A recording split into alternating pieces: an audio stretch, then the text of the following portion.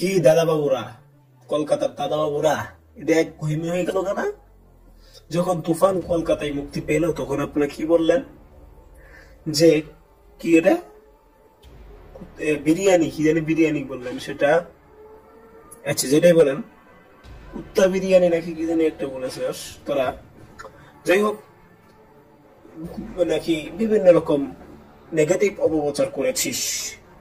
এখন যখন তোদের সুপারস্টার দেব, তাকে শ্রদ্ধা করি, সে খুব ভালো মানুষ, কিন্তু তোমাদের সুপারস্টার যখন খাদান মুক্তি দিল তখন তোমরা কন্টেন্ট ক্রিয়েটররা বললো ভুলভ্রান্তি অনেক রয়েছে, যেটা আমরা পরবর্তীতে 2 সপ্তাহ পরে বলবো। এখন যেহেতু ব্যবসা চলতেছে রানিং, এখন কিছু বলবো না। কি এই কথাটা তুফানের বেলায় কেন হলো না? মানলাম যে তোর কথাই মানলাম যে তুফান একটু নিম্ন হয়েছে, তাহলে খাদানের ভুল যদি তুমি 2 সপ্তাহ পরে ধরতে পারো, 2 সপ্তাহ পরে ভুল ভ্রান্তি রিভিউ দিতে পারো, তুফানের বেলায় কেন পারলে না? কি খালি নিজের স্বার্থই বোঝো?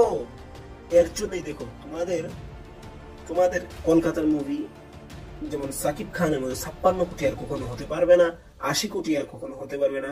বাংলা ইন্ডাস্ট্রি এগিয়ে যাবে, কিন্তু তোমাদের হিংসা পরকতার কারণে, যদিও সমস্ত মুভি তোমাদের কলকাতায় চলে না, কিন্তু বিভিন্ন দেশে যায় যেখানে ইন্টারন্যাশনাল, তোদের থেকে ভালো ভালো লোকেরা, তোদের মতো খাঁটি খাঁটি লোকেরা যখন এই ধরনের মুভি পছন্দ করে, আর তোমার কাছে কাউয়া বিরিয়ানি হয়ে যায় গা, আর তোমাদের কুত্তা বিরিয়ানি তোমাদের কাছে ভালো লাগে, আর কাউয়া বিরিয়ানি বলো।